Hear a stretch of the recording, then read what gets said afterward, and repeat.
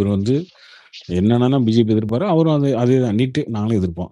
நாங்களே எதிர்ப்போம். நீங்க வந்து இதுக்கப்புறம் இந்த 2000 1000 கொடுத்து ஓட்டு போட்டாலும் ஓட்டு உழுவாதுன்ற மாரி ஆயிடுச்சுல்ல.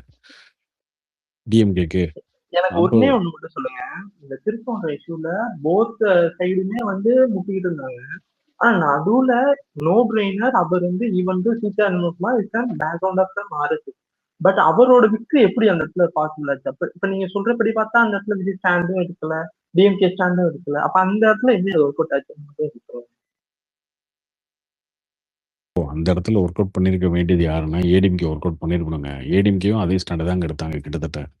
ஏடிஎம்கேவும் அதை வந்து ரெண்டுமே எடுக்காம ரெண்டுமே அப்படியே நியூட்ரலா எடுத்துட்டு போயிட்டாங்க. ஏடிஎம்கே அட்லீஸ்ட் இந்துஸோட ஓட்டுலாம் வேணும் அப்படின்றதுக்காக அதை பேசியிருந்தாங்கன்னா கூட அவங்களுக்கு வாய்ப்பு வந்திருக்கும்.